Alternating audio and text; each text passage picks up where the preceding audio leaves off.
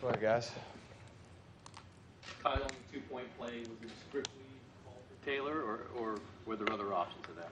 No, it was Pierre was number one in the progression. They played it pretty good. Marquise was number two. Trent was number three.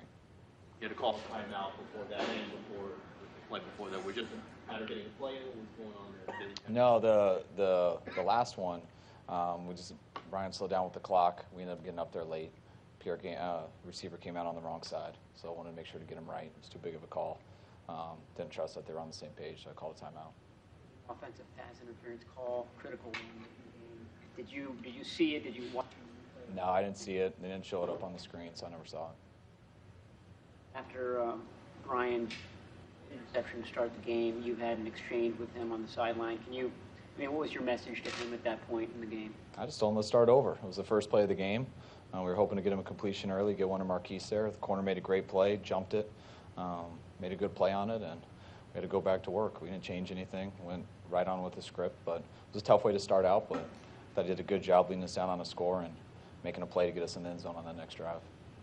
What did he show you, maybe the whole rest of the game, and the way he bounced back from that? I mean, it was just as tough of a way to start, for the situation we're in, especially after Sunday for Seattle. So I knew it was going to be tough. We wanted to come out here and play well, and to start out with the first play as a pick, basically a pick six. I think they took it to the 2. I knew that was going to be tough, so just went up and talked to him, looked in his eyes. He looked fine. He said, "I'm ready to go. We'll be all right." And he responded pretty well the next drive.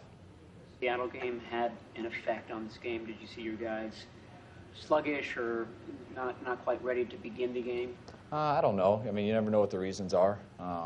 We definitely didn't begin the game well, so I don't know exactly why that was. We got off to that turnover, and I know they scored on most of their early drives to start the game, so I know we started pretty slow on defense too.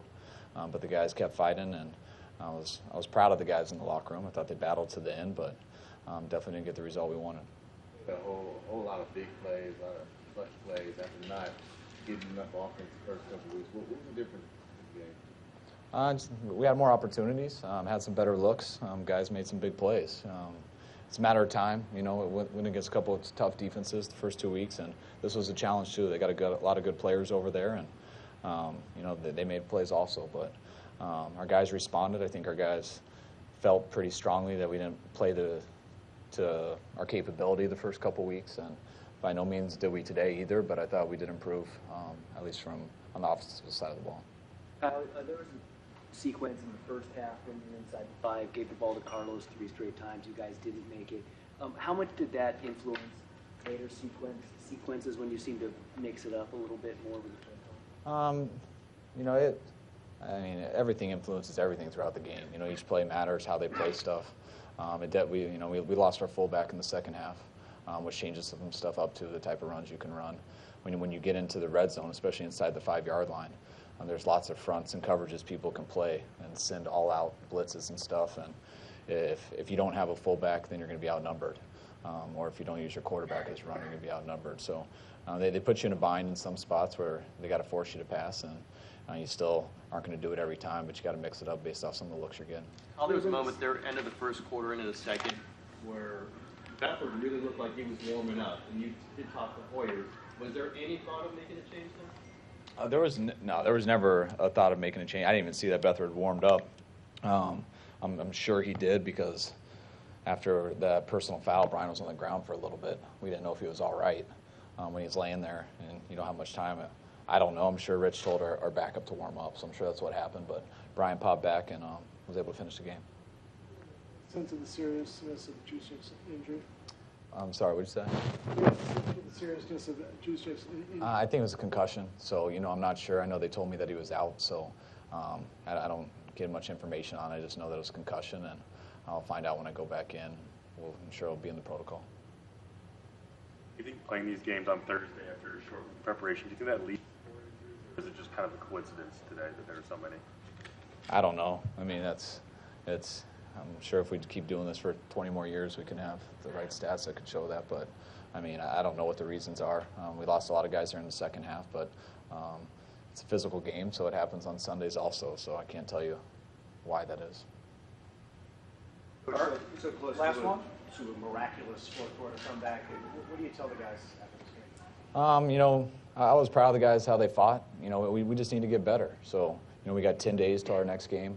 It's a division opponent and in Arizona. So I know we're all excited for that. But, you know, right now, you know, it is a grind to play on Thursday. But the benefit of it is that you get a little bit more time to recover. And I think we do need that now. So we're going to have rehab for the guys and stuff to get healthy and try to get the players away from us for about 3 days. And I just really challenge them to use those 3 days away to get their bodies and minds right, because we plan on them coming back Monday, and we plan on getting better each week. So it's it takes. I told them it's, you know, when you're 0-3 and you're facing some adversity, you know, it's you either get better or worse. And if you got mentally strong people, I believe we can get better from all this stuff. And I believe we do have the right guys in that room.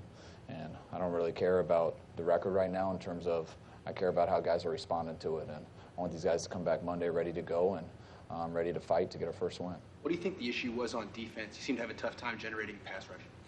I'm not sure. You know, I mean, obviously they must have blocked us well. So, you know, we got to be more relentless. We got to get after the quarterback. I thought they did a good job of that versus Seattle. I'll tell you, you know, I could answer that better after I watched the tape, exactly why, but it didn't seem like we did that as well today. He had a little bit more time and didn't tackle as well either. All right, thanks. It changes it huge. I mean, that's why we ended up having to go for 2 there to try to tie it up, and we didn't get that done. And I mean, it definitely affects it. So, you know, we missed the extra point, but our special teams also did a hell of a job getting us a couple turnovers and getting that onside kick too. So they're one of the reasons we were in that game. All right. All right, guys. Thanks.